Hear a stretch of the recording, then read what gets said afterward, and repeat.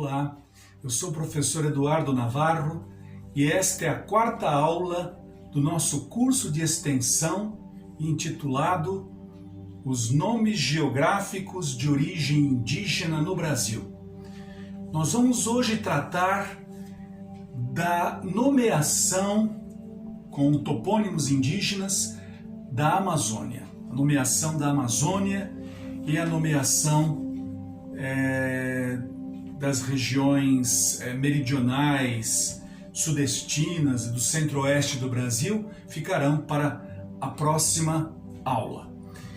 Muito bem, como vocês devem se lembrar, como já foi mencionado antes, a colonização do interior do Brasil começou no século XVII. Até o século XVI, a colonização do Brasil restringiu-se à costa leste. O último posto avançado da colonização portuguesa no Nordeste foi Natal. Muito bem, acontece que os franceses invadiram o Maranhão em 1612. São Luís do Maranhão deve o seu nome, aos franceses, que homenagearam Luís XIII da França, São Luís. Pois bem, ao serem expulsos do Maranhão, os franceses então voltaram para a França, foram tentar colonizar outras áreas da América, chegaram inclusive a colonizar o território acima do Amapá, a Guiana Francesa. E o que acontece? Os portugueses agora vão buscar dominar aquele território, colonizá-lo para garanti-lo, e impedir futuras invasões. Pois é, foi aí então, logo depois, que foi fundada a primeira vila da Amazônia, Santa Maria de Belém do Grão-Pará. Pedro Teixeira, então, ele vai subir o rio das Amazonas. Esse rio que os índios chamavam de Pará e que o expedicionário Orellana chamou de Rio das Amazonas. Pois bem, ele vai então chegar até Quito, no Equador, subindo o rio Amazonas em 1637. Vai então andar durante 2 anos pela Amazônia, tomando posse de territórios em nome do rei de Portugal. Vejam, a linha de Tordesilhas passava próxima de Belém, do Pará, e então esses portugueses estão avançando por territórios que são espanhóis, Pois é exatamente isso que estava acontecendo. Eles estavam avançando por territórios espanhóis porque tudo aquilo estava abandonado. Tudo aquilo... a Espanha não se interessou pela Amazônia. A Espanha se interessou no século XVI pelas ricas minas da Bolívia, do Peru, e a floresta equatorial então ficou então sem nenhuma colonização espanhola. E os portugueses se aproveitaram disso para avançar sobre as terras que, pelo Tratado de Tordesilhas, pertenciam à Espanha. Pois bem, logo então, junto com os colonizadores, vieram os missionários. Como vocês podem ver aí na ilustração 2, os missionários então, eles vão acompanhar a colonização da Amazônia em todos os seus momentos. Praticamente a colonização da Amazônia se confunde com a própria história das missões católicas, certo? Muito bem, vocês então podem ver aí na ilustração número 3, vocês podem ver aí o mapa do Brasil e as áreas em que vão se formar as línguas gerais no país. Vejam, aí onde está, na ilustração número 3, onde está a cor preta, nós temos o domínio do Tupi antigo. No século XVI, o Tupi da costa, a língua brasílica, Tupi antigo. Pois bem, vejam o que vai acontecer. As missões católicas vão promover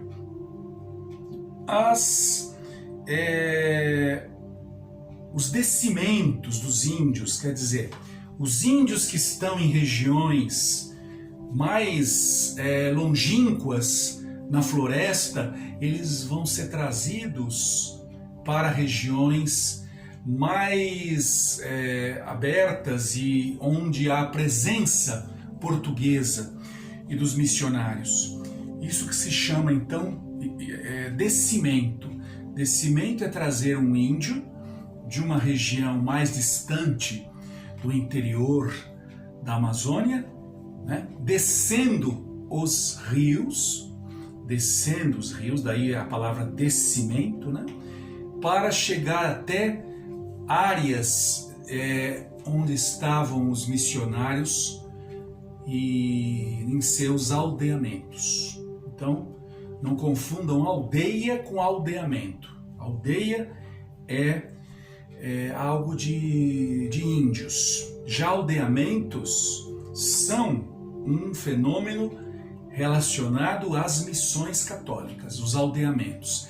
Nesses aldeamentos, os missionários reuniam índios de diferentes etnias.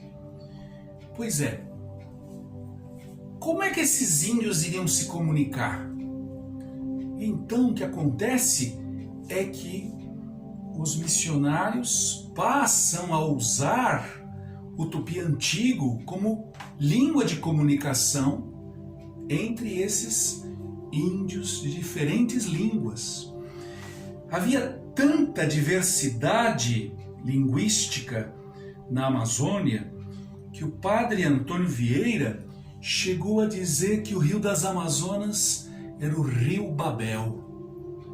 O Rio Babel é por causa justamente da diversidade de línguas. Ele dizia, sobre essas línguas só podemos saber que elas não têm número, que elas são infinitas, certo? Então, no interior da Amazônia não se configurava uma realidade linguística parecida com a da costa do Brasil, onde havia praticamente uma única língua indígena falada em toda a sua extensão, em toda a costa.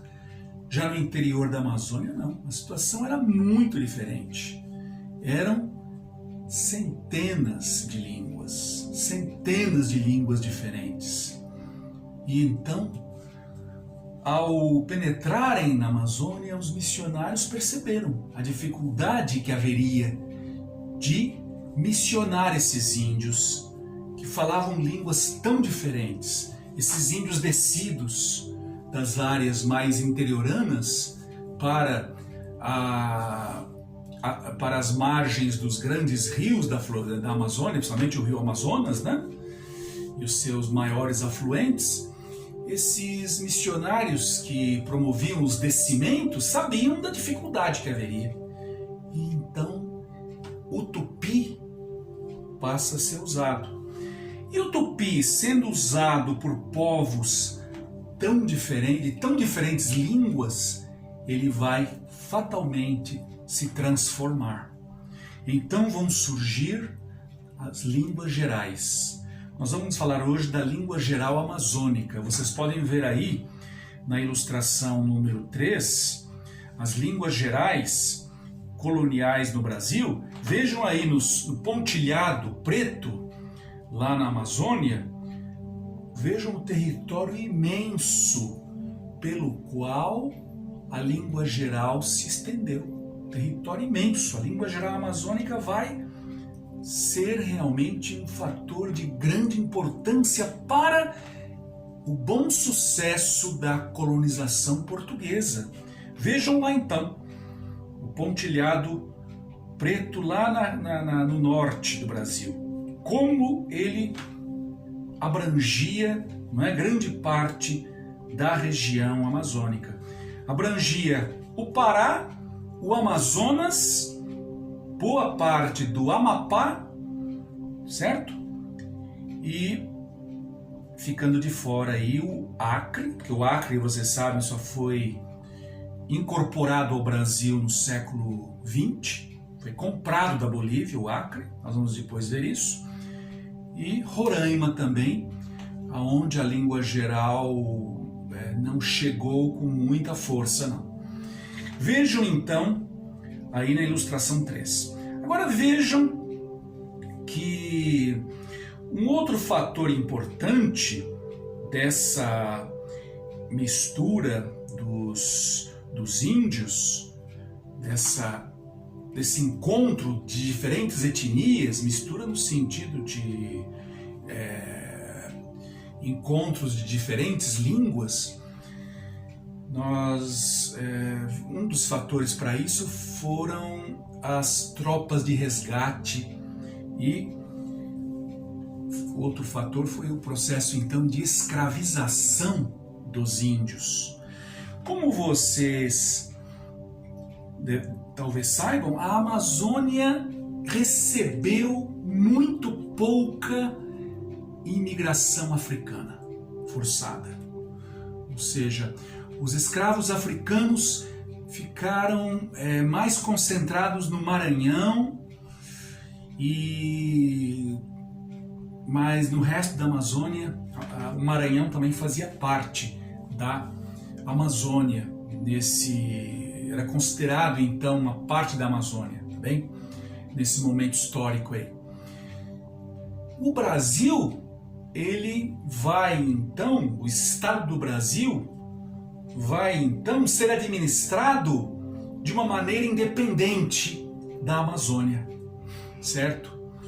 Logo no ano de 1621, o que acontece?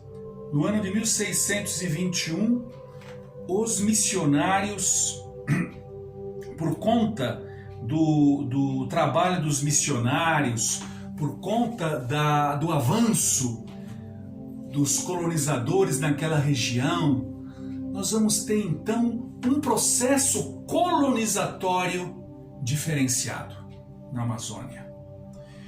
E o que vai acontecer em 1621? A Amazônia passa a ser administrada independentemente do Brasil. Então, é criado o Estado do Maranhão. O Estado do Maranhão incluía o Pará também e o restante das terras que estavam sendo devassadas e conhecidas e colonizadas. Certo? Muito bem, então, como vocês podem ver aí na ilustração 4, nós temos aí um aldeamento missionário, e aí, nesses aldeamentos, essa é uma imagem de época, uma imagem antiga, que está colorida, mas ela é uma imagem que vem do século 17. Vejam então que esses índios eram colocados num espaço comum, e diferentes línguas aí então seriam faladas, mas os missionários vão então impor o uso do tupi, que vai então se transformando lentamente na língua geral amazônica. Muito bem, então, vejam aí na ilustração 5 o o negócio de escravos, né? Os negociantes contando índios. Isso aí é uma grande chaga, né? Na nossa história. A escravização dos índios também foi algo assim de grande importância na economia colonial.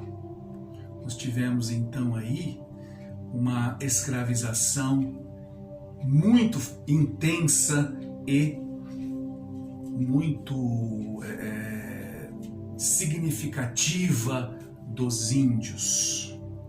Os escravos africanos eram levados para regiões mais ricas, mais prósperas, que pudessem pagar o preço daqueles braços vindos da África. Já os índios eram vendidos a um preço mais baixo. A mão de obra indígena então tinha um preço mais baixo. E eram eles então os que trabalhavam nas fazendas, que trabalhavam nas casas de família, certo? Então, essa língua que vai surgir daí, desse encontro de tantas etnias, nesses aldeamentos, a língua geral amazônica, ela deixou documentos muito importantes. Ela é bem documentada, essa língua. Ela deixou, então, vocabulários, como vocês podem ver aqui, um frade franciscano, Frei Veloso, vai produzir, então, um dicionário, vocabulário. Vocês têm aí um vocabulário, aí na ilustração número 8, na número 7 vocês estão vendo aí Frei Veloso e ao lado, né, uma página do seu vocabulário. Na ilustração número 8, vocês estão vendo aí o caderno da língua de Frei Arronches. Ele então vai nos deixar um vocabulário que foi escrito no ano de 1739. Vocês estão vendo aqui na ilustração 9 um texto que é muito precioso da língua geral amazônica. É a única literatura criativa que existe em língua geral amazônica que chegou até nós. Está guardada então em Portugal. Esse texto aí está dentro de um vocabulário chamado Vocabulário da Língua. Está na Biblioteca Nacional de Portugal, em Lisboa. Ninguém sabe quem escreveu isso, só se sabe que foi um frade franciscano, por algumas indicações que nós temos do texto, né, na análise interna do texto. Só se sabe que foi um frade franciscano. Pois bem, e aí ele conta da escravização, ele fala da escravização dos índios pelas tropas de resgate. Tropas de resgate eram aquelas expedições que iam pelo rio em busca de índios amigos que tinham sido escravizados por índios inimigos, ou então de portugueses colonos que tinham sido presos pelos índios.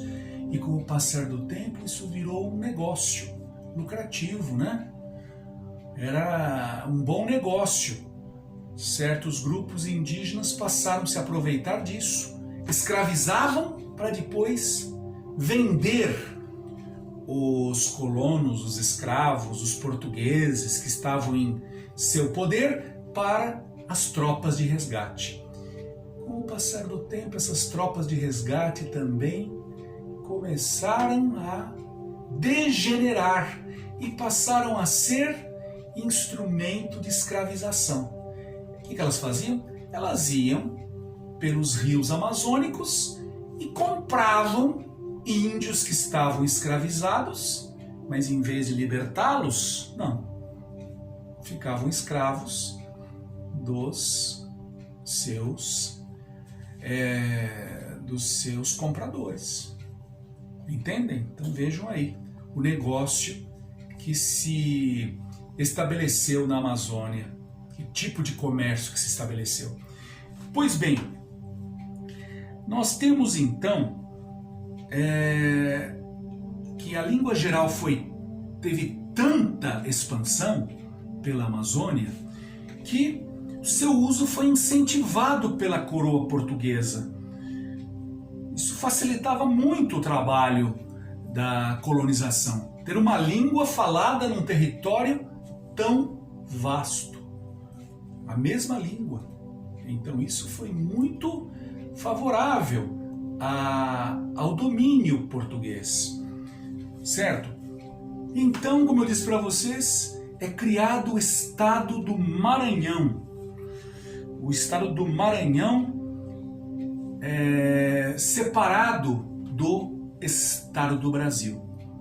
Maranhão, quando eu falo Maranhão, eu estou aí incluindo o Pará, o Amazonas, tá certo? Que naquela época se chamava Capitania do Rio Negro. Mas tudo bem, nós vamos ver isso. A Capitania do Rio Negro oficialmente só vai existir mais tarde, tá bem? O Estado do Amazonas mesmo só vai ter esse nome bem mais tarde, certo? Então, nós temos aí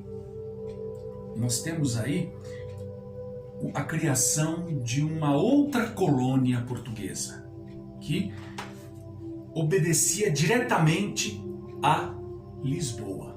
Não tinha administração, não era junto com a administração do Brasil, do resto do Brasil, certo? Pois bem, essa situação vai permanecer até a independência. Somente no ano de 1823, um ano depois da independência do Brasil, é que o Grão-Pará e o Maranhão vão fazer parte do Estado do Brasil. Eram colônias separadas. Pois bem, o que acontece é que os portugueses tinham avançado demais a linha de Tordesilhas. Os portugueses já estavam atingindo o Peru. De um lado, estavam atingindo a Bolívia, do outro lado, tinham ido longe demais. E o que acontece é que Tordesilhas tinha perdido todo o seu significado, todo o seu valor. E isso então levou à necessidade de novos tratados de limites. Então, no ano de 1750, o que acontece é Tratado de Madrid. O Tratado de Madrid fará, então, uma nova repartição dos territórios espanhóis e portugueses na América. O Tratado de Madrid, 1750, em linhas gerais, vai seguir o princípio diplomático do uti possidetis.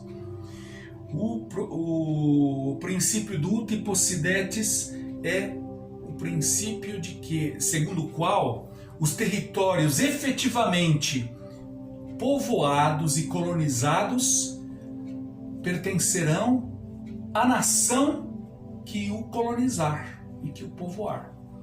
Ora, Portugal precisava agora provar à Espanha que os territórios da Amazônia eram dele. Portugal precisava provar à Espanha que ali se falava português. Não se falava português. Falava-se a língua geral amazônica. Então o que acontece é que a língua geral passa a ser perseguida, passa a ser vista com maus olhos. E todo aquele empenho que Portugal tinha posto em favorecer a língua geral no passado, agora vai desaparecer, porque a língua geral passa a ser um fator negativo para a consecução dos objetivos portugueses, entendem? Portugal agora vai proibir o ensino da língua geral. Então isso acontece, vocês vão ver então, isso acontece mais tarde com o Marquês de Pombal, um documento do Marquês de Pombal que vai fazer a mudança da política linguística de Portugal. Esse documento se chamava então Diretório dos Índios, 1758. O Marquês de Pombal, num documento chamado Diretório dos Índios, ele proíbe o ensino na língua geral. Vocês podem ver aí na ilustração número 12, o Marquês de Pombal, né? É o grande ministro do rei Dom José I. Pois bem, ele vai, então, como vocês podem ver aí na ilustração 13, nesse documento Diretório dos Índios, ele vai então impor a língua portuguesa à Amazônia. Vai impor a língua portuguesa nos territórios que Portugal tinha já colonizado. E isso não vai acontecer com facilidade, não era possível matar uma língua por decreto, não é assim que acontece, mas foi o início de um processo de enfraquecimento da língua geral, certo? Vocês podem ver então aí. Outra coisa que vai acontecer no ano seguinte, os jesuítas vão ser expulsos do Brasil. Vocês podem ver aí na ilustração número 14. Os jesuítas são expulsos do Brasil. E por quê? Porque a Companhia de Jesus, ela representava uma grande ameaça à estabilidade política, e a Companhia de Jesus tinha grande poder na América. Lá no sul do Brasil, na fronteira com a Argentina e Paraguai, nós tínhamos missões jesuíticas que tinham reunido mais de 100 mil índios guaranis num território muito grande. E os jesuítas tinham, então, um poder político muito grande. E o Marquês de Pombal, então, resolve perseguir os jesuítas em todo o território, em todos os territórios portugueses de além-mar, e os expulsa, então, da América Portuguesa, do Brasil, no ano de 1759. Eu falei Brasil, mas também incluam aí a Amazônia, né? Porque a Amazônia, o Maranhão e Grão-Pará não faziam parte da administração do Brasil, certo? Muito bem, então a expulsão dos jesuítas em 1759, o Diretório dos Índios em 1758, tudo isso levava então a uma mudança completa da geopolítica portuguesa na Amazônia, certo? Uma outra coisa curiosa que aconteceu na Amazônia, após o Diretório de Pombal, foi a mudança de nomes indígenas de aldeamentos que se tornaram vilas, assumindo nomes portugueses. Eu vou mencionar aqui a vocês somente alguns deles, Mas, por exemplo, a aldeia de Santarém, a vila de Santarém, ela era chamada antes de aldeia dos Tapajós, certo? Fundada pelo padre Bettendorf. Foi então rebatizada com o nome de Santarém. Santarém é o nome de uma importante cidade de Portugal, uma cidade antiga de Portugal. Por exemplo, a vila de Alenquer tinha antigamente o nome Surupiú. Foi rebatizada com o nome de uma cidade portuguesa, Alenquer. Barcelos, outra cidade portuguesa, cujo nome foi transplantado para a América, para a Amazônia. Barcelos, antiga aldeia de Mariuá. Então vejam, Óbidos, outra cidade portuguesa, a antiga aldeia dos Pauxis. Isso fazia parte de uma estratégia de dominação, uma estratégia política de Portugal. Mudar os nomes das localidades que eram batizadas com topônimos indígenas. Mudar esses nomes trocar por nomes portugueses, justamente para garantir a posse desses territórios. Era um momento de mudança realmente muito grande. Eram tratados de limites que estavam sendo aí feitos entre Portugal e Espanha. Entendem? Então, os nomes são mudados. Bem, e a língua portuguesa precisa fortalecer-se. Isso não aconteceu assim tão rapidamente, não foi assim por força de um decreto, né? Foi acontecer de outra maneira. Nós vamos ver depois o que ocorreu no século XIX. Mas o que eu quero que vocês vejam aí é o seguinte: os nomes geográficos na Amazônia, eles vão ter origem, um bom número deles, né, no Tupi Antigo, principalmente lá nas áreas mais próximas do Golfão Amazônico, né, onde fica lá a Ilha de Marajó, principalmente na Foz do Amazonas, naquela região, toda aquela área.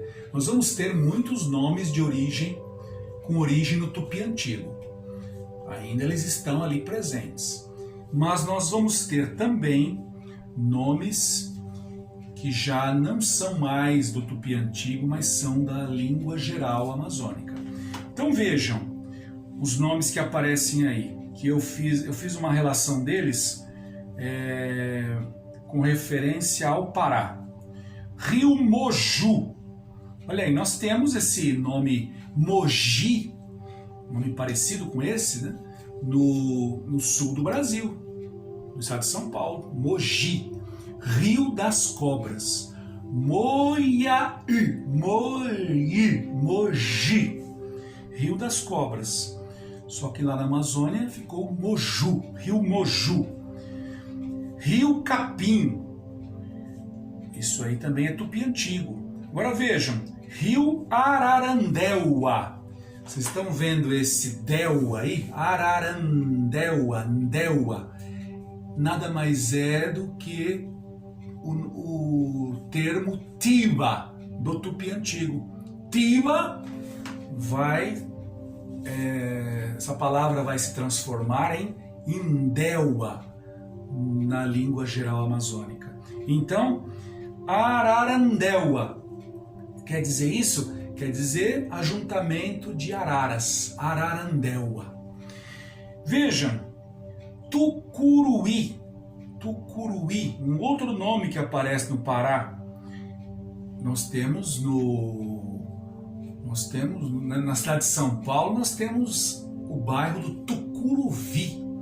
Tucura quer dizer gafanhoto, tucuruvi, gafanhotos verdes. Tucuruí. Tucuruí provavelmente significa, então, em língua geral amazônica, gafanhotos verdes, certo? A mesma coisa que Tucuruvi, um bairro de São Paulo. Vejam aí, no Pará, Rio Pacajá, Pacaiá. Esse iá aí significa repressão, quer dizer, grande número de pacas. Pacaiá. Lugar repleto de pacas, Pacaiá. Nós temos isso em outras partes do Brasil, por exemplo, Pirajá, repressão, grande número de peixes. Pirajá. Ilha de Gurupá. Gurupá é uma palavra que deve ser da língua geral amazônica. Eu estou falando que deve ser, por quê? Porque o tupi antigo e a língua geral amazônica, essas duas línguas estão uma está desaparecendo e a outra está surgindo. Nós temos aí então, né, uma transição. Não podemos dar uma data precisa, né? No ano tal o tupi antigo desapareceu, surgiu a língua geral. Não é isso, não é assim que as coisas acontecem. Nós temos uma transição aí. Está desaparecendo o tupi antigo, está se transformando na língua geral amazônica. Então nós vamos ter aí, certo? Nós vamos ter aí nomes que vão ser do tupi antigo e outros que já são da língua geral e outros que se confundem, certo? A língua está surgindo nesse momento. Então vejam, Cametá, Marabá, Abaetetuba. Abaetetuba é uma palavra artificial, não surgiu no século XVII. Eu estou colocando aí para vocês verem que é necessária uma pesquisa histórica, para vocês não pensarem que esses nomes surgiram todos de forma espontânea. Não, Abaetetuba não foi de forma espontânea. Então nós vamos depois ver o que aconteceu. Então vejam aí nessa lista esses outros nomes que são ou do tupi antigo ou da língua geral amazônica, né? Vocês têm aí uma relação. Vejam aí embaixo, eu só vou analisar mais uns 2 ou 3. Vejam aí, ó, Arapixuna, Arapixuna, essa palavra aí é da língua geral. Pixuna é um adjetivo pituna do tupi antigo. Pitun é escuro, preto, né? Então, Arapixuna, Ará é o nome de uma ave, né? De um pássaro. Arapixuna, então, arás escuros, tá bem? Arapixuna. Vejam aí, então, que são nomes que vão aparecer de maneira um pouco diferente em outros lugares do Brasil. No Amazonas, nós vamos ter os municípios do Amazonas, eu fiz aí uma seleção deles, nomes que têm origem no tupi antigo ou na língua geral amazônica. Vejam aí então que são vários. Caapiranga, Caapiranga, o que é isso? Mata vermelha. Envira, Embira, Humaitá, provavelmente essa palavra vem de Mbaritá, Itaca, Maritaca, daí que teria vindo então o nome da ave, né? Humaitá, Mbaitá, Mbaitaca. Ipixuna, Rio Escuro, Iranduba, Itacoatiara, pedras pintadas. Itacoatiaras no Brasil são aquelas pedras que têm inscrições do homem pré-histórico, as Itacoatiaras, certo? Então vejam quantas palavras tupis ou da língua geral amazônica vão aparecer. Manacapuru. Manacapuru. Manacá é uma planta.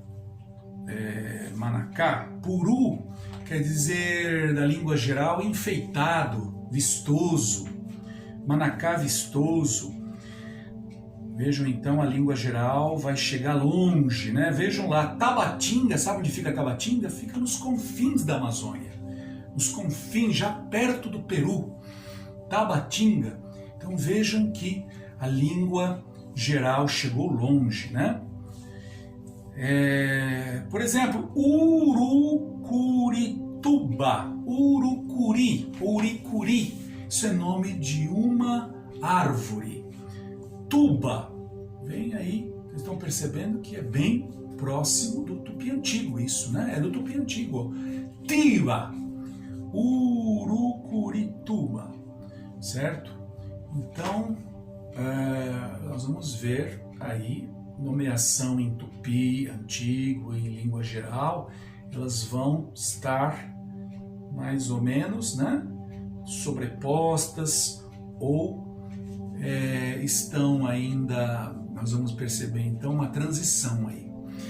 Vejam, agora que no momento em que se dá a interiorização da nossa colonização na Amazônia, o que vai acontecer é que as outras línguas indígenas, que eram centenas, vão agora aparecer na toponímia, né?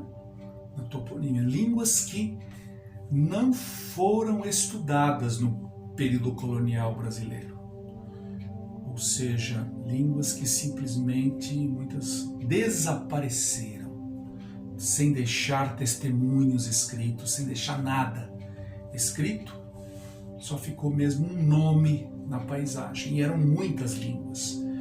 E nós não sabemos o que elas significam, essas palavras significam, não sabemos o que esses nomes querem dizer, entendem? Então, são nomes que vão aparecer em toda a Amazônia. Línguas, nomes que vêm de línguas das mais diferentes, nomes das mais diferentes línguas. No Pará, por exemplo, a grande ilha de Marajó, o nome Marajó, é um nome indígena, mas nós não sabemos o que significa. Não é do tupi antigo. O rio Jauari, esse nome Ari, nós vamos ver que ele significa rio, certo? Em certas línguas da Amazônia, que não são tupis. Mas depois veremos isso. Vejam lá, Oriximiná, Rio Paru, Rio Nhamundá, Xingu. O que significa Xingu? Não sabemos. Guamá, Rio Tapajós. Tapajó é nome de grupo indígena, mas o que significa nós não sabemos. O Serra Macoa, tudo isso no Pará. Rio Curicuri, Rio Baracuxi, Rio Cafuni, Serra Iricoumé, Rio Anamu, Rio Mamiá. Pois é, ficou só o nome, a sua forma, não é? Mas o sentido nós não conhecemos. Essas línguas desapareceram ainda nos tempos coloniais. Muitas delas desapareceram sem deixar realmente documentos escritos. No Rio Amazonas, no estado do Amazonas, vejam aí,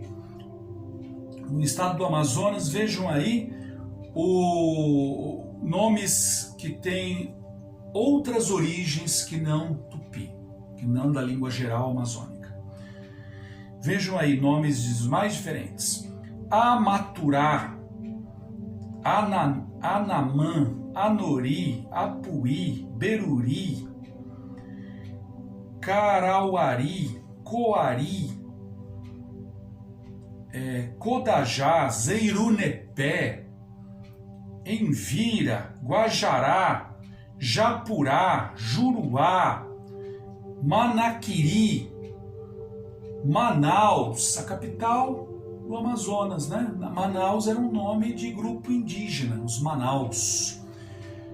Eles são um grupo indígena desaparecido já, só deixaram mesmo o seu nome na localidade, mas a língua deles desapareceu e nós não sabemos nada dela. Manicoré, Maraã, Maués, Nhamundá, Pauíne, Tapauá, Tefé, Tonantins, Uarini, Urucará. Vejam então uma rica toponímia indígena e nomes das mais diferentes origens, de diferentes línguas, certo? Porque, conforme sabemos, essas línguas eram faladas assim localmente e, a não ser a língua geral amazônica, nenhuma delas se impôs em um território muito vasto. Todas eram assim usadas localmente, regionalmente e tinham então um domínio territorial que era pequeno. Um domínio territorial pequeno, não era muito vasto, né? De um lugar para o outro, andavam-se alguns quilômetros navegavam-se alguns quilômetros pelo rio, já tínhamos uma outra língua indígena. Isso aí o padre Antônio Vieira conta nos seus sermões, né? Nas suas cartas, os documentos que ele nos deixou. Ele que foi um missionário que percorreu aquelas terras, né, no século XVII. Certo? Muito bem. Nós então ficamos agora por aqui e na nossa próxima aula daremos então sequência a este assunto. Até a próxima.